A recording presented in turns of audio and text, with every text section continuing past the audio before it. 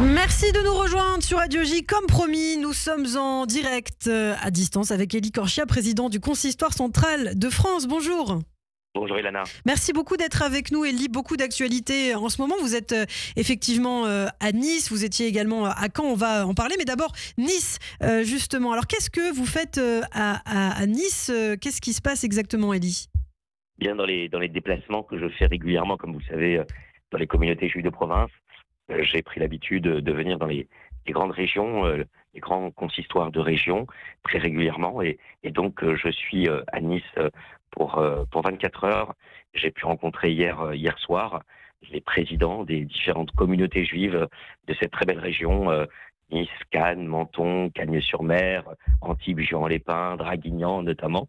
Et effectivement, on a pu converser pendant plus de 2 heures et demie sur l'actualité de leur communauté. Par exemple, à Draguignan, il y a eu l'inauguration récemment de la nouvelle synagogue de la ville.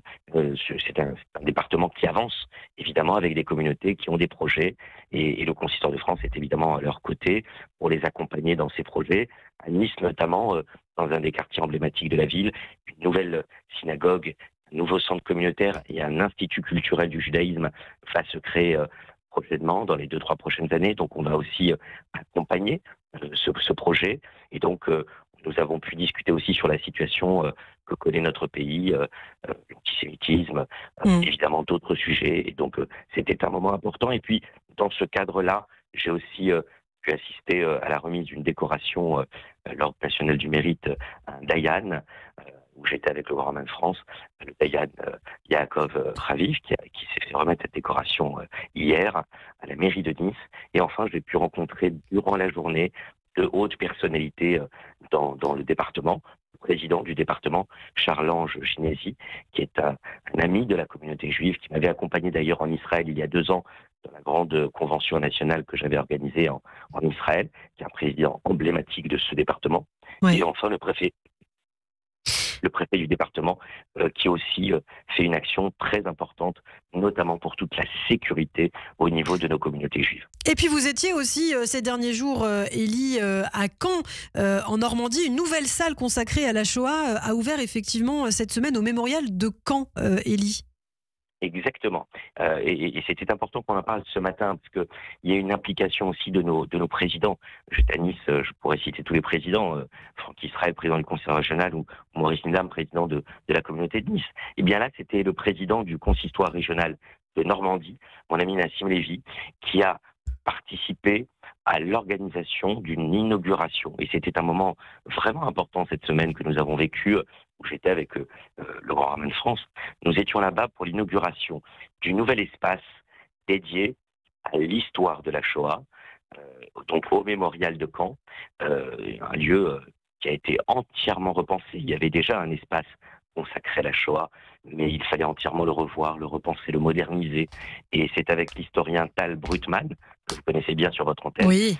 Tal Brutman, qui est spécialiste évidemment de l'histoire de la Seconde Guerre mondiale, et plus particulièrement de l'histoire de la Shoah, qui a été conseiller scientifique sur ce projet, que le mémorial de Caen donc a fait ses travaux. Il faut imaginer une immense salle. On est passé de 200 à 400 mètres carrés au sein du mémorial pour cette salle d'enseignement. Elle comporte près de 12 tables, c'est ça, 12 tables, avec, vous savez, tous les moyens aujourd'hui modernes pour que les jeunes comme les moins jeunes accèdent aux informations sur ces tables numériques. Ouais. C'est assez passionnant. Et puis, il y a évidemment des photographies, des vidéos, des espaces numériques qui permettent de mieux comprendre la Shoah. Et dans une période particulièrement sombre, ils ont voulu au mémorial que cet endroit soit entièrement lumineux. C'est-à-dire c'est dans les tons blancs partout. Et c'est effectivement assez frappant de voir cet aspect qui permet aux gens de pénétrer dans un univers qui est évidemment la page la plus sombre de l'époque contemporaine, mais dans un lieu entièrement repensé pour donner presque un lieu solaire et évidemment pour montrer la Shoah sous un aspect qui ne soit pas trop sombre. Effectivement, un espace d'apaisement, hein, c'est ce qu'a déclaré dans les médias, notamment son directeur général, Kléber Haroul, commissaire de l'exposition. Donc on peut d'ores et déjà visiter cette nouvelle salle au Mémorial, donc à Caen. Alors Élie, je crois que vous souhaitiez aussi réagir à ce qui s'est passé à l'Élysée avant-hier. Le président de la République, Emmanuel Macron, qui a remis au palais présidentiel effectivement le prix Jean-Pierre Bloch à l'animateur Arthur et à l'humoriste Sophia Aram. C'était un moment rempli d'émotions. Tout à fait. C'était un moment rempli d'émotions. Je termine juste peut-être sur un point que j'ai oublié de vous dire. Après cette inauguration au Mémorial, et vraiment je conseille à tout le monde, c'était la première fois, je vous l'indique, Oui. que je visitais ce Mémorial, qui est un lieu exceptionnel de mémoire. Vraiment, je le dis, il faut vérifier, pour voir ce Mémorial de la déportation, sur l'histoire, sur le débarquement. C'est vraiment un endroit exceptionnel. La partie sur la Shoah, c'est une des parties, mais pour voir ce monument, il y a eu un colloque du Consistoire de France. Je voulais aussi féliciter le professeur Paul Lévy, mon ami président de la commission Mémoire et Histoire. Je voulais juste en dire un mot. Très beau colloque avec Nassim Lévy et des chercheurs qui a eu lieu sur le débarquement, sur les Juifs qui ont participé au débarquement et sur la traque des criminels nazis. Je referme la parenthèse. Oui, ce moment à l'Élysée a été important. Oui. Et j'ai trouvé ça assez touchant. Vous avez sûrement vu des extraits dans la presse et dans des vidéos qui ont tourné sur les réseaux du discours d'Arthur.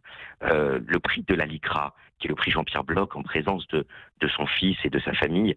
Le prix de la LICRA Jean-Pierre Bloch est un prix qui salue annuellement une personnalité qui lutte contre l'antisémitisme. Pour la première fois cette année, il a été donc attribué à 2 personnalités dans les salons d'honneur de l'Élysée où j'étais avec mes amis Ariel Goldman et Jonathan Arfi notamment, et beaucoup d'élus politiques étaient là. Et la LICRA a mis à l'honneur cette année Sophia Aram, dont on connaît le courage dans les positions et qui a amplement mérité ce prix, et l'animateur et producteur Arthur. Et j'ai trouvé très symbolique que lorsqu'il a reçu ce prix, on a eu un discours assez fort d'ailleurs et engagé du président à leur égard et sur la situation actuelle au niveau de l'antisémitisme, mais ce qui est intéressant, et de l'antisionisme d'ailleurs, mais ce qui est intéressant, c'est que dans le discours qui a été prononcé par Arthur notamment, il y a eu des mots très forts où il a expliqué qu'il était là pour recevoir un prix et que sans doute pour la première fois, il ne pouvait pas être dans une situation normale, presque heureux de recevoir un prix, et que plus que de la fierté, c'était de l'inquiétude qu'il y a actuellement. Et il a très bien fait ressortir la situation des Juifs de France aujourd'hui. Comment nous nous retrouvons aujourd'hui dans une période où il y a un climat anxiogène et comment il faut le combattre et comment les élus et les associations doivent permettre évidemment de combattre ce climat. Et puis il a aussi dénoncé ce silence. Ce silence, ce n'est pas de la douleur, c'est pire, c'est un abandon. Croyez-moi, il blesse plus que toutes les insultes. C'est ce que ressentent aujourd'hui beaucoup de Juifs de France, finalement, l'impression d'avoir été abandonnés même par certains de nos amis. Bien sûr, bien sûr. Là aussi, c'est quelque chose qui a été très, très clair, très fort dans son discours. Ça m'a rappelé la phrase de l'écrivain qui nous dit qu'il y a pire que la haine. Ce qui est pire que la haine, c'est l'indifférence. Eh bien, je crois que c'est exactement le sentiment qu'a traduit Arthur dans son discours, qui était encore une fois empreint d'émotion, et avec mon ami qui était à côté, le président de la LICRA, mon ami et confrère, Mario Stasi. Je crois qu'on a vécu à l'Élysée avec ce prix Jean-Pierre Bloch remis à Sophia Aram et Arthur, un moment fort qui en dit beaucoup, évidemment sur le climat actuel, sur la lutte contre l'antisémitisme, mais aussi à travers ces 2 personnalités médiatiques. Et on sait combien on a attendu et on attend encore que certains auteurs, certains artistes prennent la parole sur des sujets aussi importants que ceux-là, et bien que ces 2 personnalités artistiques prennent la parole et tiennent ce type de discours. C'est vrai que ça fait chaud au cœur dans cette période et ça montre que le combat il est là, il continue. Alors il nous reste à peine 1 minute, Élie, mais je crois que vous souhaitiez revenir sur un livre, Toutes les vies de Théo. Exactement, c'est un livre que je conseille à toutes celles et ceux qui nous écoutent. Un livre de Nathalie Azoulay, paru aux éditions POL, qui raconte à travers un personnage, donc Théo, qui n'est pas juif, qui est en couple, qui est en couple avec une jeune femme juive qui s'appelle Léa. Ils vont avoir un enfant. On va les suivre du moment où ils se rencontrent et où ils vont commencer leur vie ensemble jusqu'au moment où ils se sépareront. Vous allez vivre toutes les vies de Théo, c'est-à-dire sur le climat actuel. Elle parle de l'antisémitisme, elle parle d'une relation avec une altérité, avec un couple mixte, Elle parle du rapport à la judaïté et notamment à ce que le traumatisme du 7 octobre a pu donner en diaspora, même auprès de personnes qui n'étaient pas particulièrement liées à la communauté juive ou à la religion juive, mais qui se sont trouvées bouleversées dans leur destin par le traumatisme de l'horreur du massacre du 7 octobre en dernier. Merci beaucoup Élie Korchia, à très bientôt, Shabbat Shalom. Radio J, le 6-9, Ilana Ferradian. Il est 7h30, bonjour et bienvenue sur Radio J. Et oui, beaucoup d'informations, beaucoup de rendez-vous. Le temps file ce vendredi 4 avril 2025. Dans quelques instants, la revue de la presse israélienne avec les studios Kalita.